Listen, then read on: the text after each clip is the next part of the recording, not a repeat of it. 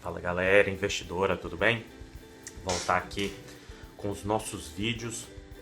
E esse de hoje, ele vai ser um pouco mais longo, mas é um vídeo mais profundo também, né? Que vai falar um pouco mais de análise fundamentalista, certo? Então eu vou responder aí a uma série de perguntas do Edu Gomes. Muito obrigado, Edu, pelas perguntas. Ele fez lá as perguntas pelo Instagram, já respondi a ele, mas vim aqui compartilhar com vocês.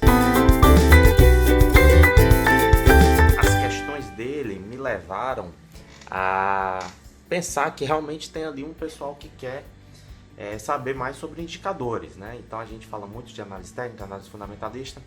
A análise fundamentalista trabalha com vários indicadores fundamentalistas, que é você avaliar os fundamentos das empresas e também fazer comparações entre empresas, preferencialmente do mesmo setor. É difícil você comparar um Banco Itaú com uma empresa como a Magazine Luiza ou, sei lá, a Petrobras com a Oi, né? São empresas bem diferentes em momentos diferentes. Agora a Oi com a Vivo, né? A Magazine Luiza com a Via Varejo, a Petrobras de repente com alguma petrolífera estrangeira. São comparações que podem ser feitas dentro da análise fundamentalista. Me perguntou sobre as minhas avaliações dos FIIs, eu falei que gostam e se beneficiam também da queda de juros. E falei para ele como está meu portfólio mais ou menos, que está em 5%, de 5 a 7% em fundos imobiliários. Tem 35% em renda variável, 50% em renda fixa, o restante em FIIs e dólar e ouro, né? Proteções também de 5 a 7%. Ele falou que vai comprar meus materiais, muito obrigado. E a última, se me permite, claro, sempre estão permitidas as perguntas. Ele perguntou se é mais normal se sentir segurança em investir nos FIIs do que em ações. E aí eu respondi para ele que sim. Os FIIs dão mais segurança pelo lastro e também por variar menos, mas isso não é a regra. E tudo da vida depende, né? Então são os trade-offs, né? As escolhas. Então tem FII que é mais arriscado que ações. Se pegar, por exemplo, um Itaú da vida, que tem uma volatilidade não tão grande, paga dividendos, inclusive paga dividendos às vezes melhores, né? Sanepar, empresas de energia. Nesses setores de energia e saneamento, você não vai esperar um crescimento muito grande. Porém, elas têm uma renda. A ING, né, famosa, que paga grandes dividendos, BB Seguridade, são empresas que pagam até mesmo mais do que a renda fixa.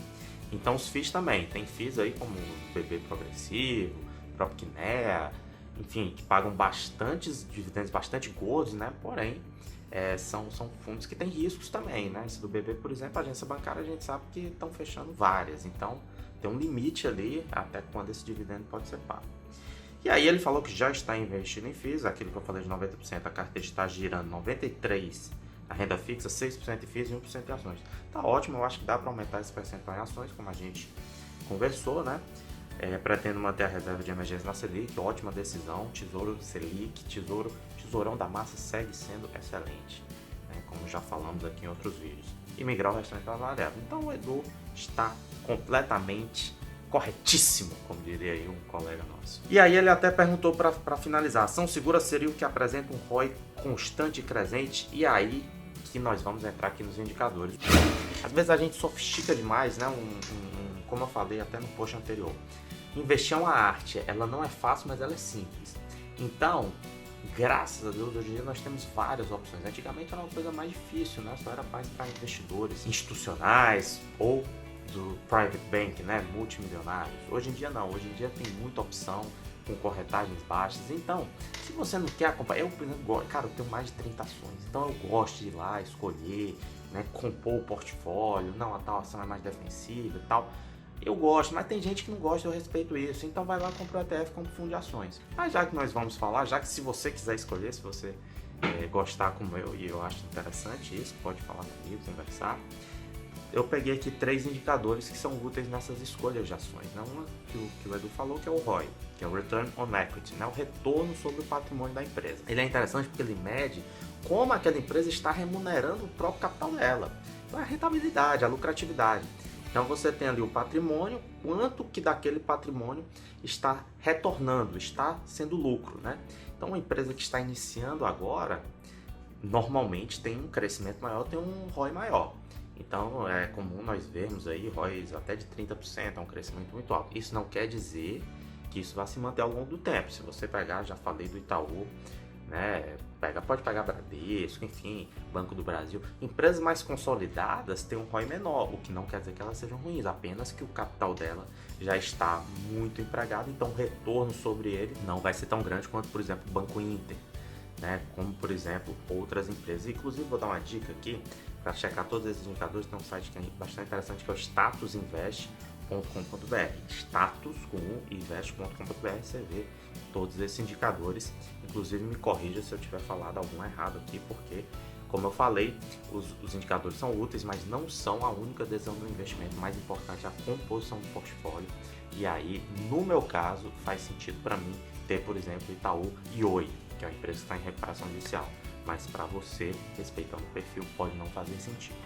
E aí eu trouxe mais 2 indicadores aqui que são muito utilizados nessas comparações de múltiplos, que é o PL, né, o preço sobre lucro. Né? Então você pega o preço por ação, divide pelo lucro por ação, representa quanto que os investidores estão dispostos a pagar por aquela ação. Então vamos supor, vou pagar aqui R$1 por essa ação, mas essa ação está me dando um lucro tal. Então você divide e essa relação ela é útil porque demonstra, mais uma vez, a lucratividade. Gente, não tem jeito, a ação é lucro, você está se tornando sócio de uma empresa, se você vai arriscar mais, você quer um retorno maior do que a renda fixa, então você quer que aquela empresa dê lucro. Então o PL é interessante, como eu falei, cada setor é diferente, todos esses indicadores têm limitações. Por exemplo, o PL, ele tem que ser comparado com empresas do mesmo setor. Não faz sentido você, não, a VEG, por exemplo, tem um PL alto. Não, mas aí a Petrobras é melhor porque tem um PL menor. Não é assim que faz essa comparação. Tem que ser no mesmo setor e tem que ser empresas, digamos assim, em estágio de maturidade semelhantes. Em geral, fazendo no mesmo setor, um PL baixo representa uma ação barata, um PL alto representa uma ação mais cara, mas isso não é uma regra geral, tá ok? Então seriam basicamente essas 2 limitações. E por fim eu vou falar de um termo que é muito usado e pode confundir, que é o EBITDA, né? EBITDA é uma sigla em inglês para Earnings Before Amortization, Depreciation, Taxes, etc. Então é o LAGIDA, né? O lucro antes dos juros, impostos, amortização e depreciação. Isso é a geração de caixa da empresa. É quanto que ela consegue gerar de caixa, de dinheiro na sua atividade fim. E esse indicador é importantíssimo.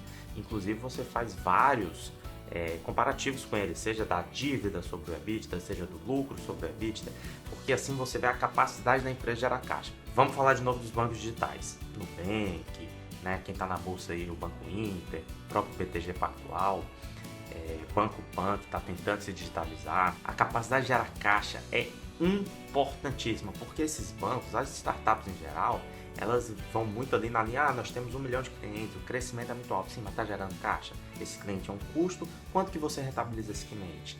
Então, isso é um aspecto importantíssimo. Outra coisa também, a Oi gera bastante caixa, mas ela tem uma dívida imensa, então não é só o EBITDA, como eu disse, todos esses indicadores, eles têm limitações, então não adianta gerar caixa e queimar todo esse caixa, certo? Então você vai ter que comparar com a dívida, etc. Para encerrar esse vídeo, né? Eu queria dizer o seguinte, esses indicadores são úteis, mas sinceramente na minha decisão de investimento não é o mais importante. É importante, eu dou uma olhada, vai lá no statusinvest.com.br, que é um site útil para ver esses indicadores, inclusive tem dividendos também, o site é bem organizado mesmo. Não estou recebendo nada, né? Apenas realmente eu para ajudar, que eu achei ele bastante útil e estou aqui compartilhando com vocês. Mas o que mais, a minha visão como investidor é mais macro. Então o que mais eu levo em consideração na hora de escolher são os setores e as empresas que eu acho que vão mais se beneficiar do ciclo econômico. Então nós temos investidores institucionais, fundos de previdência, fundos de pensão, toda essa galera que estava lá acostumada na renda fixa indo para a renda variável, isso por si já aumenta o preço das ações, aumenta a demanda, aumenta o preço das ações. Segundo, o estrangeiro ainda não veio, estava esperando a reforma da Previdência, outras reformas. A reforma da Previdência foi aprovada, tem outros projetos, né? Tem a reforma dos militares, tem os outros projetos, porque são 5 projetos, né? Tem a emenda constitucional, já foi aprovada aquela MP contra as fraudes, ainda tem a dos militares que precisa passar e ainda tem outros projetos que vocês sabem mais do que eu, né? Carteira verde e amarela, etc, para jovens, projetos inclusive polêmicos, reforma tributária que é complicadíssima, mas as reformas estão sendo feitas e o PIB privado já está crescendo. Você pega incorporadoras, por exemplo, nós temos um déficit de moradia no Brasil ainda muito grande, com juros baixos esse setor já está crescendo, tende a crescer ainda mais, entre vários e vários outros setores, como eu falei, dos fundos imobiliários, Bancos, tem a concorrência das fintechs, tem a concorrência das novas iniciativas de crédito, microcrédito, inclusive essa queda da Selic para os bancos, eles também vão ter que se mexer, os bancões que eu estou falando, Itaú, Bradesco, Banco do Brasil, né? Cada um tem uma realidade. O Banco do Brasil, por exemplo, como empresa estatal, ele tem esses múltiplos menores do que seus pares privados, natural. Como eles já estão mais consolidados, vou falar mais uma vez do Itaú ou Itaúsa, né, que é a Hold, paga dividendos bastante interessantes. Você pega setores regulados, como saneamento e energia, pagam dividendos interessantes. Todo mundo paga a luz, todo mundo paga o seu esgoto.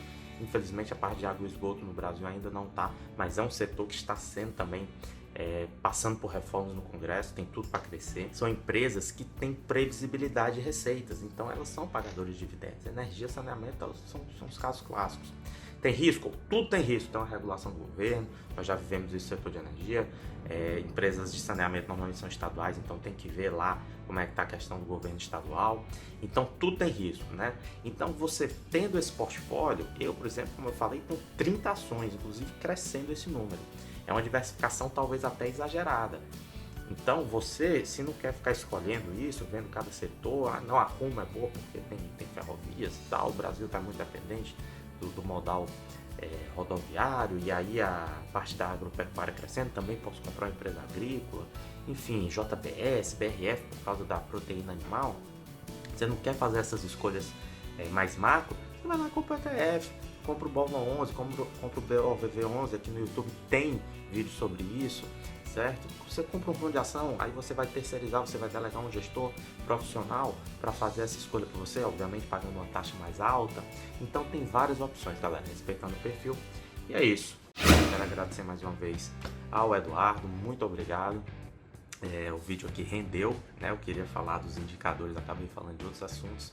Mas é isso, galera. Um forte abraço. Deixa aqui seu comentário, deixa sua pergunta. Pode ser no inbox, pode ser no nosso grupo do Telegram.